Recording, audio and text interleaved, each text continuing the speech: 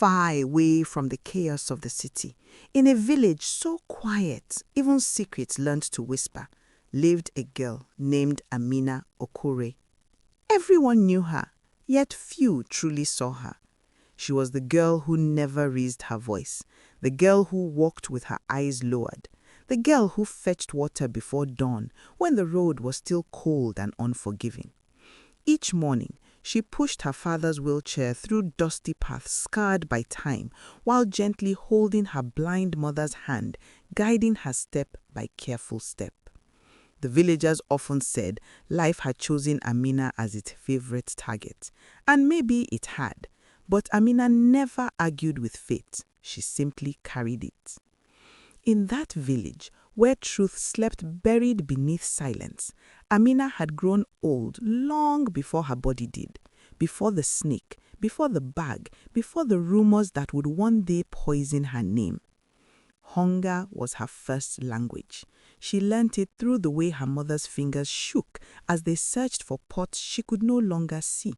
She learnt it from the tired groan of her father's wheelchair when he tried to move without help.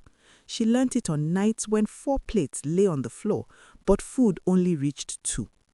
As children, her brothers, Saadi and Kunle, could no longer endure watching their parents fade away in helplessness. One morning, they vanished. No farewells, no promises, just whispers of opportunity in distant towns. For a while, hope returned wearing borrowed clothes. Money arrived, rice sacks stood full, soap appeared like a miracle. Then, just as suddenly, everything stopped. The money, the visits, the hope. Silence took their place. Her elder sister Zanab tried to become the glue holding the family together, but poverty has a cruel way of giving advice. Before Zanab understood what she was losing, she was handed to a man who already belonged to another woman. The village danced, drums beat, laughter filled the air.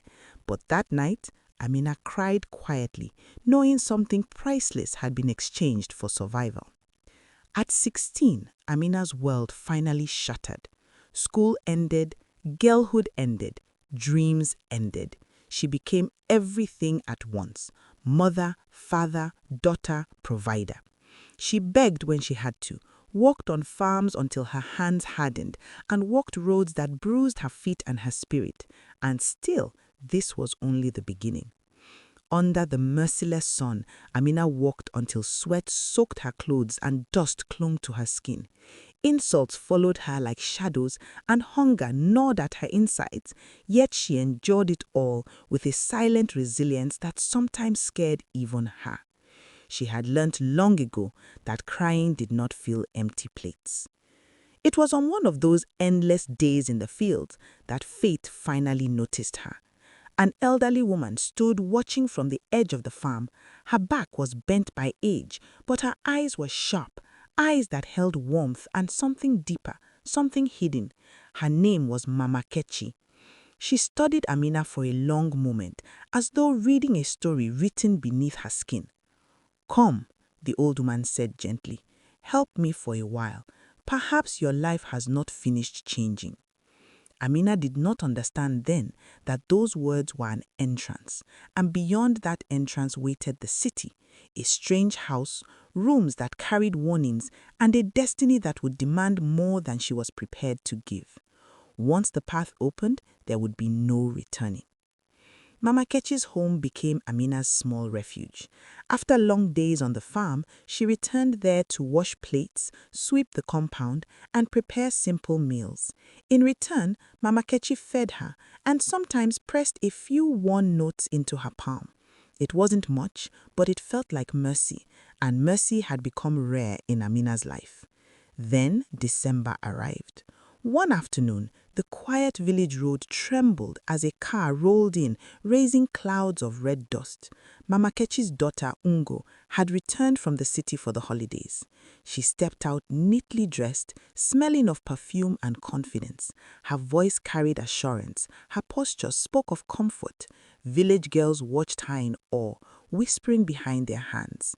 To Amina, Ungo looked like victory. That evening, Mama Kechi called Amina aside. "My child, There is nothing left for you here. The city has work. Ungo can take you with her. You will serve in a house, earn something, and help your parents." Amina's heart raced. Fear knocked first, but hope pushed the door wide. She held her parents tightly, promising to return with money and relief. Her blind mother placed trembling hands on her head and prayed blessings into her future. Her father gripped her hand longer than necessary, as though his spirit sensed a storm ahead. The city overwhelmed her.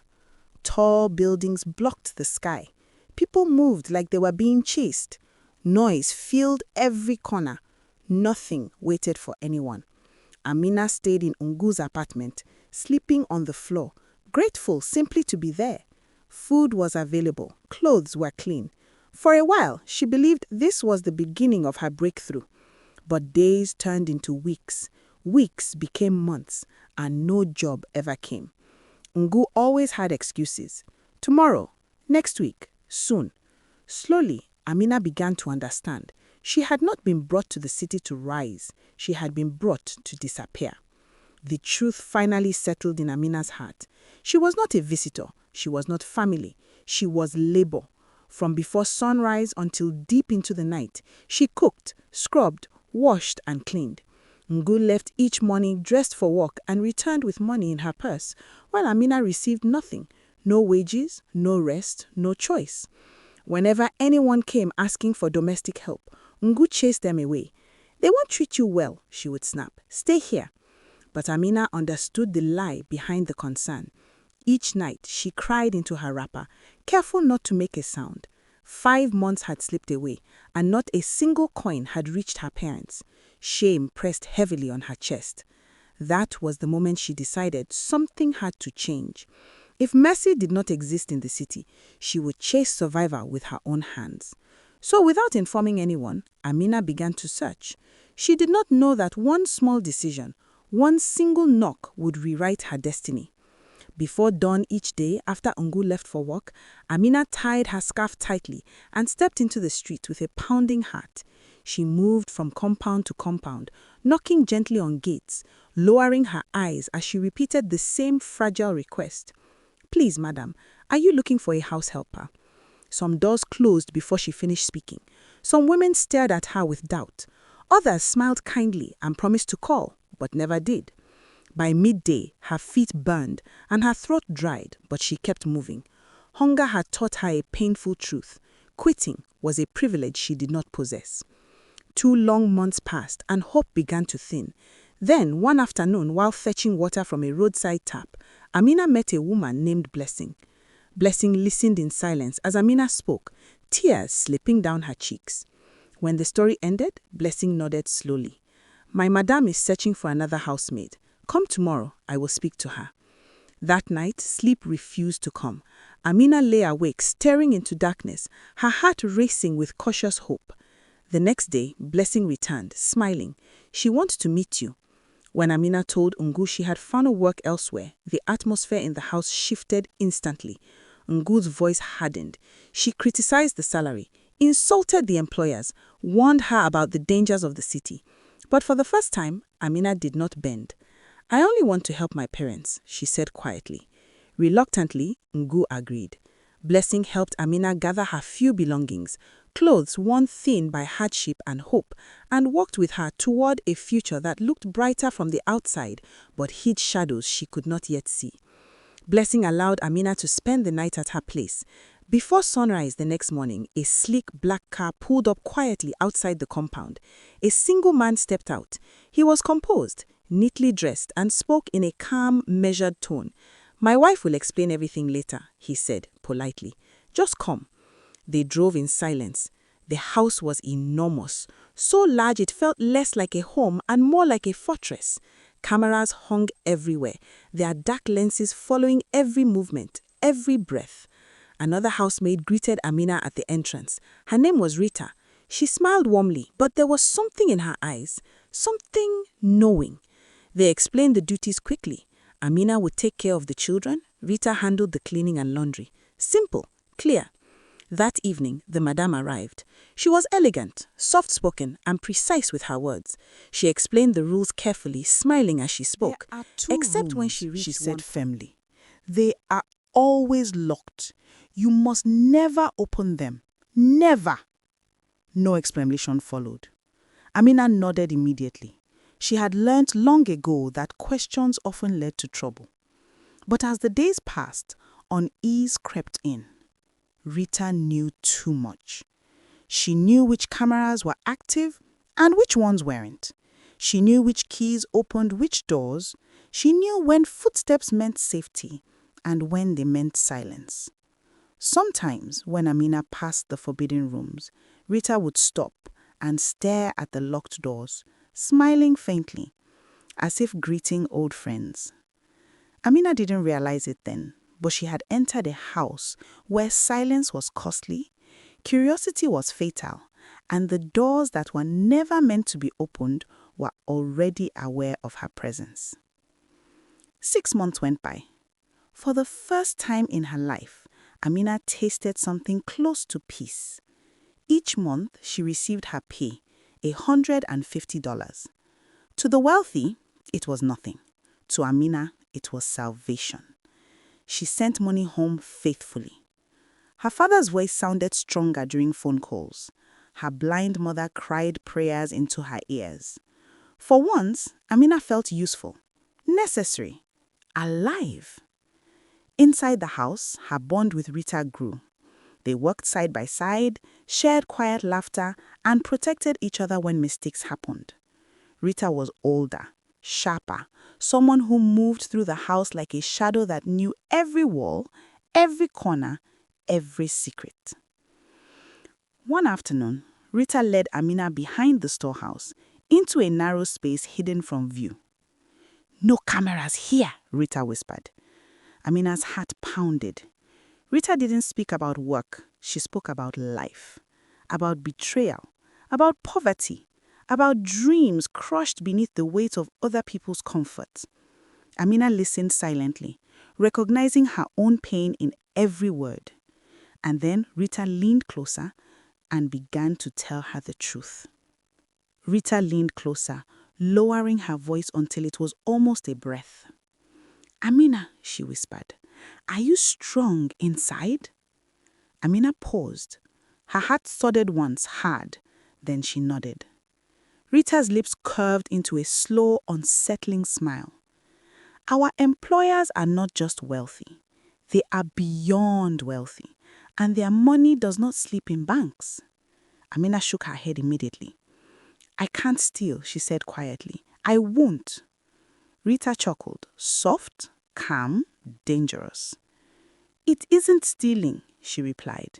"You cannot steal what they will never look for." Then she began to talk about the 2 locked rooms, about spare keys hidden where no one thought to search, about blind spots, places where the cameras saw nothing. And then Rita showed her the photographs. Large wooden boxes, small ones. Coffins. They were stacked like forgotten furniture inside a dark room. And every single one was packed with cash, bundles upon bundles overflowing. Amina's stomach twisted violently. "Why coffins?" she whispered. Rita's voice dropped. "Because this money belongs to people who are already gone." Sleep abandoned Amina that night. Her parents' suffering replayed endlessly in her mind.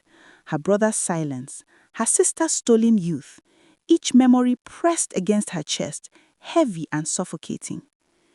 1 week later, Rita slipped into Amina's sleeping space and whispered 2 words that shattered her peace. "Tonight, we move." Somewhere deep within the house, the locked doors seemed to breathe, listening, waiting. Amina's role in the house was always clear. She cared for the children. From sunrise, she bathed them, fed them, dressed them, and watched over them as though they were the only pure things left in a dangerous world. When night came, she tucked them in gently and listened to their steady breathing, whispering prayers she hoped someone was still listening to. Only then did her duties change. After the children slept, Amina joined Rita to finish the rest of the house, washing plates, folding clothes, polishing floors until everything shone. Rita worked with sharp focus, her eyes constantly drifting toward the hallway where the forbidden rooms waited in silence. Each time Amina passed those doors, her heart raced, but she asked nothing. That night, when the house finally fell quiet, Rita leaned toward her again.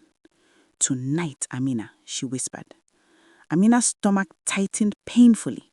She knew the rules. She knew the danger. She remembered the warning spoken with smiling lips. Tired, aging, helpless, rose in her mind. And that image began to speak louder than fear. The weight of her parents' suffering, her brother's disappearance, and her sister's stolen future pushed Amina forward. Fear screamed inside her, but desperation held her legs in motion. She followed Rita into the darkness. Her palms were damp. Her thoughts collided wildly. Every step toward the forbidden corridor felt heavier than the one before it, as if the floor itself resisted her presence. The cameras blinked softly in the dim light. Rita had planned for that. The house was silent, yet Amina felt watched by the walls, by the locked doors, by the hidden boxes of money sealed behind them. Her heart pounded so loudly she feared it would betray her. Rita did not hurry. That was what unsettled Amina the most. While her own chest raced, Rita moved with unnatural calm, like someone walking through a memory she had already lived many times. She gently pulled Amina into the kitchen and shut the door without a sound. "Pay attention," Rita murmured. "Nothing must change from the way I imagined it." From her pocket, Rita produced a small black spray bottle. It looked harmless, like air freshener or insect repellent. Amina frowned. "What is that?" "This," Rita whispered, "is how we blind the eyes." She explained that the house was layered with cameras, watching, recording, storing every movement. But the spray, when released carefully near the lenses, would cloud their vision for hours. No damage, no alarms, no alerts, just distortion. They'll see shapes, movement, shadows, but no faces, no truth. Amina swallowed hard. Her mouth had gone dry. Rita opened a kitchen drawer and lifted out a heavy ring of keys. Metal clicked softly against metal, loud enough to make Amina flinch in terror. "I've tested them," Rita continued quietly. "Many keys, only one matters." Amina remembered the madam's warning. Never open those doors. Her hands shook. They paused. They listened. From upstairs came the gentle breathing of children sleeping, innocent and unaware. The clock on the wall ticked loudly, counting seconds that felt too important to waste. Rita moved first. She stepped into the corridor and sprayed lightly toward the cameras one by one, whispering numbers beneath her breath. 1, 2, 3. Each blinking lens slowly faded into a haze. Then they stood before the forbidden door. Rita inserted the first key. Click, nothing. The second, click, still locked. The third, Amina held her breath. Somewhere deep inside the house, something waited. Amina's breath stopped. On the 12th key, the lock surrendered with a sharp click. The door crept open. A wave of cold air spilled out, brushing her skin like a warning. It carried a scent that made her stomach twist. Aged wood mixed with something stale, something that felt abandoned by life itself. Inside the room stood rows of coffins, large ones, small ones, arranged carefully, stacked from the floor towards the ceiling. Every lid stood open, every box overflowed with tightly packed bundles of cash. Amina's legs nearly gave way. This was no longer a scheme, this was a threshold. Once crossed, there would be no path back. She stood frozen, her eyes locked on the room. Rita had told the truth, but truth was lighter to imagine than to witness. The dim light revealed polished wood, deep shadows, and a silence that felt heavy enough to crush the chest. The smell thickened in her nose. old timber, and something darker beneath it. Slowly, Rita murmured. Her tone was steady, but her eyes shone with a dangerous spark. We take only one, a small one, not more, not tonight, careful steps. Amina nodded, though her heart hammered violently against her ribs. It felt loud, too loud. She feared the sound would travel through the walls, up the stairs, into the children's dreams. Every instinct screamed at her to flee, but her thought dragged her back. Her parents' worn faces, her father's weak hands, her mother's prayers whispered into darkness. All the years she had given and received nothing in return. This was the moment that could change everything. Rita lifted a smaller coffin and placed it into Amina's arms. It was heavier than it looked. The weight sank deep, settling into her bones, pressing responsibility and guilt into her chest all at once. "Stay close," Rita whispered. They moved together, down the corridor, each step deliberate. They avoided loose boards, skirted the blurred cameras, breathed The only house when felt necessary. unnaturally still, as if holding its breath. Moonlight poured through the tall windows, stretching pale, ghost-like shadows across the polished floor. Amina kept her gaze low, but she felt the house watching. Its walls, its doors, the distant blinking lenses that had not fully gone blind. They reached the main entrance. Rita paused and raised a finger. "Now," she whispered, "we move it to the road. Quietly, no running. If we are seen, it's finished. One mistake and everything ends." They stepped out into the night. Cool air wrapped around them as the door closed softly behind their backs. And somewhere in the darkness, something unseen stirred.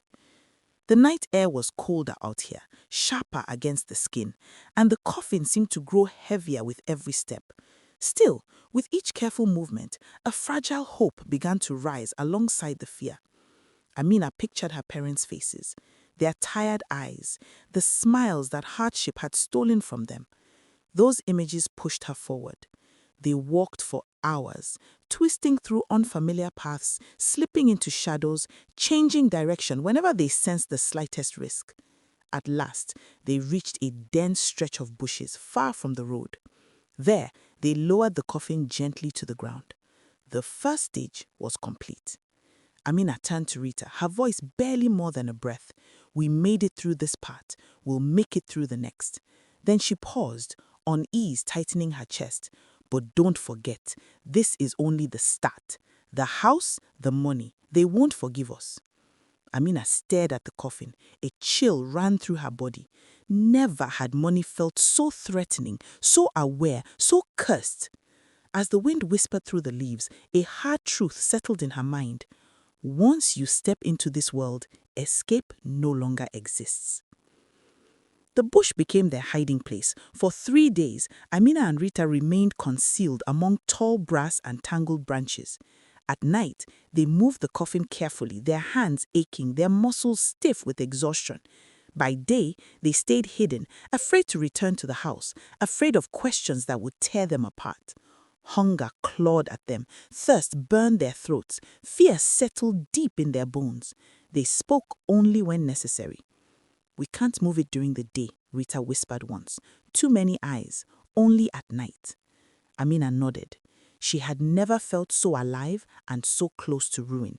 Each time she closed her eyes, she saw the children she had left behind, sleeping peacefully, trusting completely, unaware that the woman who had sung them to sleep now carried a terrible secret in the dark. The first night, they had only managed to bring the coffin from the house to the bushes, covering it with thick leaves. But by the second night, hunger forced them closer to the village. They bought small items, food, water, and empty bags strong enough to carry money. Every step felt like a gamble. Every shadow seemed to watch. Every rustle of wind sounded like someone calling their names. On the third day, Rita finally spoke of what came next. "We won't take everything at once," she said quietly. "We leave part of it here." Her voice trailed off, and Amina knew the worst decisions were still ahead. Rita pointed toward the thick bushes. "We take only what we can carry. No hurry, no mistakes. The rest stays here until it's safe to return."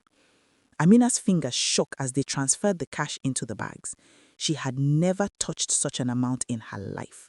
Yet, instead of excitement, a tight fear pressed against her chest. The money felt heavy, not just in weight, but in meaning.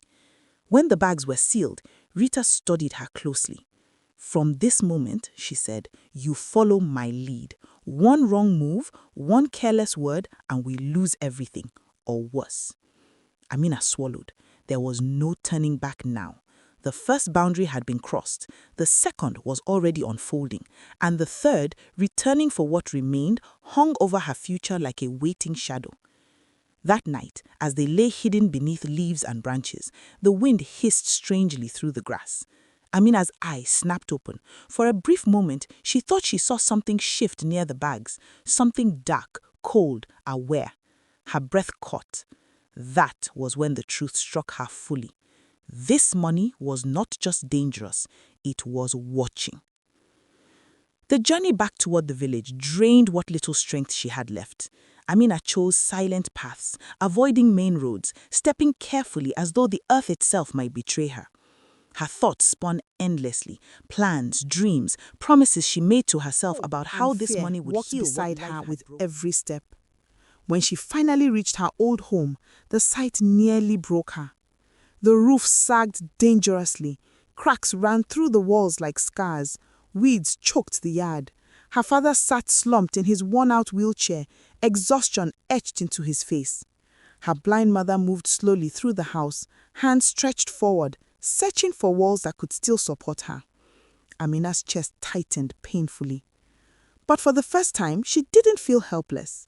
She went straight to her room and hid the bag carefully, tucking it away where no eyes would ever find it. No one could know. Not yet. Not until the time was right. Days passed. Amina spent the money carefully, quietly, never all at once. Piece by piece, life began to change. A new house rose where the broken one once stood. Simple, solid, built with red bricks and wide windows that welcomed sunlight. She bought her father not one, but 2 strong wheelchairs designed for comfort and dignity. Her mother's room was transformed with smooth floors and bright lighting to make movement easier and safer. Then came the car. Amina had never driven before, never imagined herself behind the steering wheel. Yet there she was, hands trembling, heart racing, learning to control a future that finally seemed within reach. From the outside, it looked like a miracle. But deep inside, Amina knew the truth. Every blessing had a shadow, and the price of this one had not yet been fully paid. Amina had never imagined herself owning a car, but now she wanted one. She traveled to the nearest town and chose a sleek vehicle, black and polished, its surface shining brightly beneath the sun. The dealer laughed when she admitted she didn't know how to drive. She smiled calmly and paid in cash. "I'll learn," she said. For several weeks, life appeared to soften. Amina lived quietly, revealing nothing, rebuilding her family's world piece by piece. The money bag remained locked in her room, untouched, as if opening it again might invite disaster. Then Rita called. Her voice was unsteady, almost breaking. "Amina, you need to check your bag," she whispered. "There's something inside. I don't know how to explain it." Amina's heart slammed against her ribs. She ran to her room, locked the door, and knelt beside the bag. Her fingers shook violently as she loosened the knot. What she saw stole the warmth from her blood. Coiled tightly around the bundles of cash was a massive black serpent. Its scales shimmered like wet stone, its body unmoving, patient. But that was not the worst of it.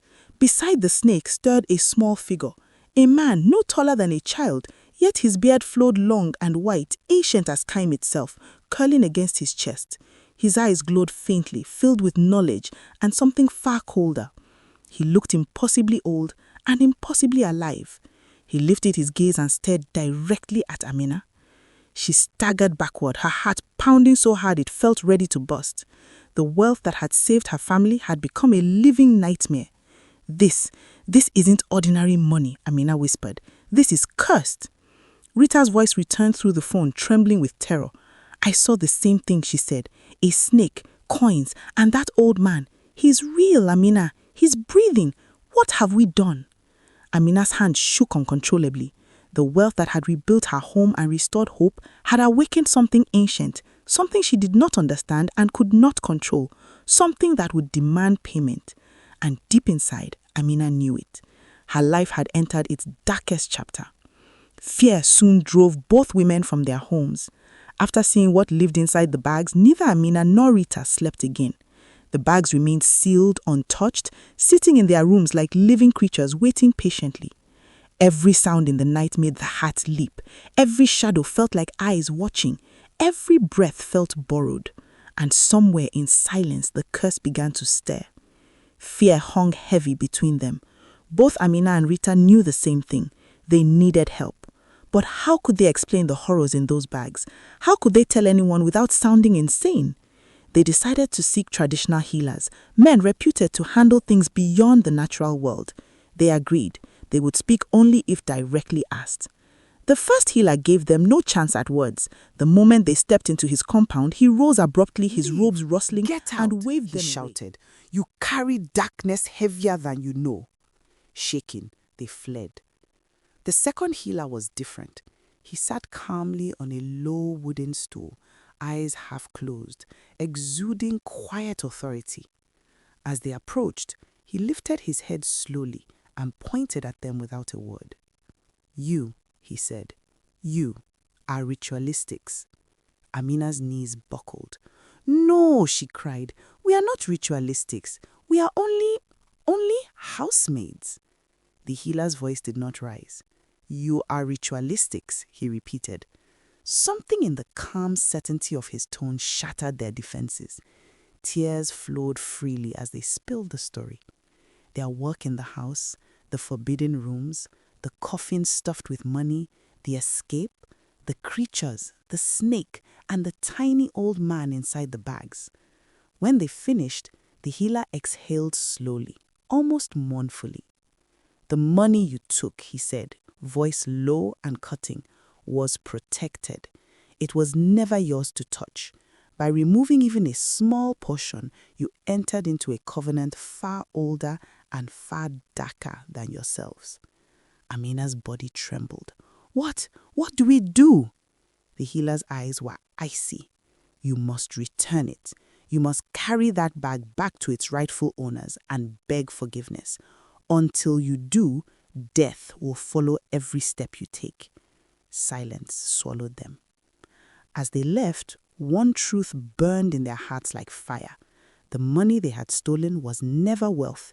It was a burden, a curse, a cause. The journey home was long and quiet. Dust swirled under their feet, and each movement seemed heavier than the last. The healer's words echoed in their minds. With each step, Amina could feel it. Something unseen, patient, following, waiting. Finally, her voice broke the silence. We must return it, she said, trembling. We have to take the bag back before it's too late.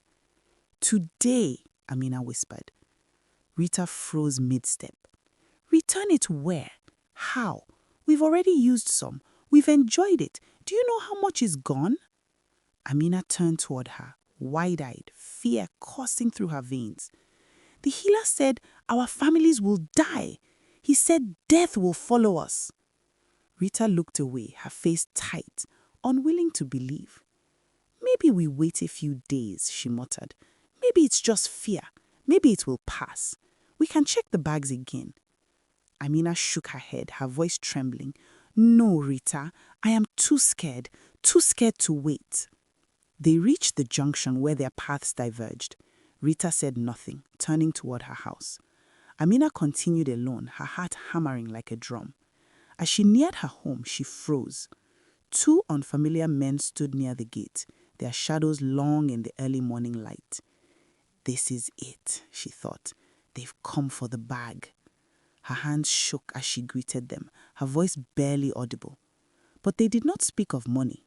One man removed his cap and said slowly, solemnly, "We're sorry to bring terrible news." Amina's knees weakened. What? What happened?" she whispered. "Your two brothers, the ones working in the mine, there was a collapse. They did not survive." The world went silent.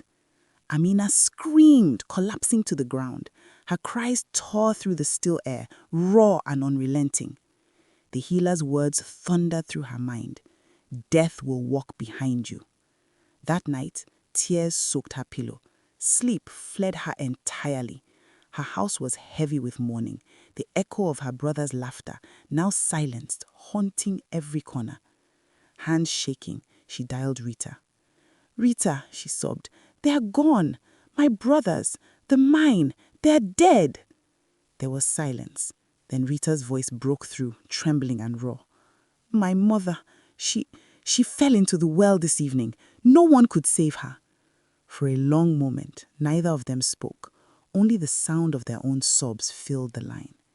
Finally, Amina whispered, voice barely audible but resolute, "I've decided. Tomorrow, I will return the bag, no matter what." Rita inhaled sharply, tears spilling again. "Yes," she said, "we'll return it together." And so, as the first rays of dawn touched the village, Amina prepared herself. Her heart pounded with fear, sorrow, and determination. The path ahead was uncertain, dangerous, but there was no other choice. Amina approached the room where the bag was kept, her heart pounding in her chest. She froze. The bag looked different, larger, wider, heavier. It seemed to have grown overnight. She wrapped both hands around it and pulled with all her strength. Nothing, not an inch. Panic surged like wildfire. She tried again. At the same Still, moment, it refused Rita was at to her own budge. home, staring in terror at her bag. It too had grown, swelling as if alive. She pulled, she shoved, it would not move. Fear drove them outside. Amina recruited 5 strong men. Rita did the same. The men strained, gripping the bags with every ounce of their strength, muscles taut, faces red with effort. Yet the bags remained rooted, immovable, as if the earth itself had claimed them. "They won't lift," Amina cried. "My bag won't move either," Rita shouted back. Desperation drove them to one last place, the church. They brought priests and elders to their homes. Prayers rang out. Hands were laid upon the bags. Holy water sprinkled again and again. Voices rose, chanting, pleading. Nothing. The prayers ended. Silence fell, heavy and accusing. As the church members left, shaking their heads, one truth burned into Amina and Rita. The bags were no longer theirs. Whatever lived inside refused to release them. Then the second death struck like a knife to Amina's heart. Her elder sister, murdered by her own husband. No sickness, no warning, no long struggle, just a morning filled with screams. The village awoke to cries and confusion. Some whispered of fights, others of jealousy. A few muttered betrayal. But Amina knew. This was no ordinary death. This was the curse. She had already lost her 2 brothers, the ones who went to the mine and never returned. Their bodies were gone. No graves, no closure, only silence, only the unrelenting reminder that the curse had begun to collect its price. And now, her sister. 3 siblings lost. Amina screamed until her voice cracked, until the sound of her own despair seemed to echo endlessly into the night. She remembered the words of the healer. Blood money demands blood. And that same week, the bags changed again. The next morning, Amina and Rita tried again. The bags had grown, bigger, darker, colder. They seemed to breathe, almost alive, as if aware of every glance, every hesitation. Together they pulled, straining with all their strength. The bags did not move, not an inch. Desperation drove them to one healer after another. Some waved them away before a single word could be spoken. Others stared with knowing eyes and said the same chilling message: return the money to its rightful owner. They went to prophets, pastors, and prayer warriors. Hands were laid, holy water was sprinkled. Again and again, voices rose, chanting, pleading. Nothing. Every single person said the same thing. This does not belong to you. Return it. Amina felt herself unraveling, physically, spiritually, emotionally, and then her father began to waste away. At night he screamed. He claimed shadows pressed on his chest. He said a black serpent drained his blood while he slept. Bruises appeared across his body. Doctors were helpless. They could offer no explanation. One morning, Amina found him, dead, slumped in his wheelchair, eyes wide with terror. Not long after, her blind mother followed. Grief had weakened her. Fear had finished her. She died quietly, still clutching Amina's hand. Rita had already lost her mother. Now, Amina was truly alone. The house she had built with the cursed money felt hollow. Its walls seemed to press inward. The bag sat in the corner, untouched, watching. Amina sank to the floor, tears running freely. One morning, when the sun was still pale in the sky, Amina and Rita made a grim decision. They would go back.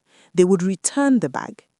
Amina looked at the bag in her room. It had grown again, the fabric stretched tight like living skin. She could not touch it, not yet. Rita's bag was the same, rooted to the floor, immovable. Together, they left their homes empty-handed and walked slowly towards the only place the curse had begun, the luxurious house where they had once worked. The building rose before them, all glass and black-tinted windows, gleaming white and black designs inside. Every detail was as they remembered. Every camera still watched. The gate still towered over the driveway. This was the house. They knocked. The madame appeared. She was plus-sized, her expression calm, almost amused. The madame stood in her expensive silk dress, eyes cold as ice. The boss loomed beside her, expression unreadable. Amina opened her mouth to speak, but the madame cut her off. "We don't know you," she said flatly. Amina froze. Rita stepped forward, her voice shaking. "Madame, we worked here. We were your A maids." sound that cut like glass. "We never walked here." The boss shook his head slowly. "We don't know you, and we don't know anything about a coffin or a bag." Then the madame pointed toward the house. Two young maids appeared, neat and smiling. "These are our maids," the madame said. "We don't know you. Don't come here again." The gate slammed with a thunderous finality. Amina and Rita stood frozen, confusion twisting their stomachs. They knew this house. They knew these people. But somehow, it was as if the world had erased them. They walked away silent at first, tears streaming. Finally, Amina broke down. "This is your fault," she cried. "You told me to do this. It was not my idea. I trusted you." Rita said nothing for a long time. Then, softly, almost in a whisper, she said, "I was tired, Amina. Tired of suffering. I wanted to change our lives." They walked on in silence, the weight of loss pressing down on them. Then they saw her. An old woman, bent with age, struggling to carry a heavy clay pot of water on her head. The pot tittered dangerously. Her hands shook. Amina slowed. Rita stopped. The woman looked up, her tired eyes meeting theirs. "My children, please, can you help me?" Rita shook her head sharply. "I can't. I'm too stressed. Everything is too much. I need to go home." Without another word, she turned and walked away. Amina's face was wet with tears, but she stepped forward. "Let me help you, Mama," she said. Carefully, she lifted the clay pot and placed it on her own head. It was heavy, but she carried it, steady and deliberate. They followed a narrow path into the forest, the old woman's steps slow but sure. Finally, she stopped and looked at Amina. "My child, why are your eyes so full of pain? You look as if you have cried for many days." Amina could no longer hold it in. She told the woman everything. She spoke of the house, the coffin of money, the black snake, the deaths, and the cursed bags. She explained how Rita had persuaded her, how she had followed blindly, and how everything had fallen apart. The old woman listened in silence, her face unreadable. When Amina finished, she sighed deeply. "My child," she said gently, "I live alone in this forest, but I know the ways of spirits, of curses, of the things that bind the living and the dead." "I have no family," the old woman said softly, "but I hear your story, and my heart feels it." She spoke slowly, every word deliberate. When someone walks toward a pit and you follow, you fall together. A crooked path never leads to a straight future. She held Amina's hands gently. Next time, do not follow the wrong advice. Do not follow those who choose evil. Always choose what is right. Do not steal. Even hunger is better than blood money. Her words were soft, yet they sank deep into Amina's heart. Tears fell again, but these were different, cleansing, honest, full of understanding. The old woman asked, "Shall I cook something for you, my child?" Amina shook her head. "No, Mama, thank you. I just want to go home." The woman smiled. "Go, everything will be well." Amina left the forest, her steps lightened by hope. But when she arrived at her house, she froze. The bag, gone. She searched everywhere, under the bed, behind the door, inside the cupboard, even outside. Nothing. Her hands shook as she sank to the floor, her heart racing. She picked up her phone and It's called gone. Rita. I've searched everywhere, she said, her voice trembling. Silence hung on the line. Finally, Rita spoke, her voice slow and hesitant. My bag is still here. And Amina, it's bigger. Much bigger. I don't understand, Amina whispered, confusion twisting her chest. Rita hesitated, then said softly, Maybe it's because of that old woman you helped. Perhaps she is the reason your bag disappeared. Please, let me go with you. I want to apologize for not helping her." Together, they returned to the forest. They searched. Trees pressed close. Thick undergrowth tangled their feet. But there was no house, no path, no old woman, only shadows and silence. I feel cold, Amina whispered. "This place," Rita said, her voice barely audible. "It's like no one has ever lived here." Rita eventually returned home alone, but the bag, it was no longer normal. Every day it grew bigger. People began to whisper in the village. "The bag is cursed," some said. "Strange things are happening," others whispered nervously. "Rita!" Rita cried day and night. She could not lift the bag. She could not hide it. She could not escape it. Amina, on the other hand, had nothing, but she had peace.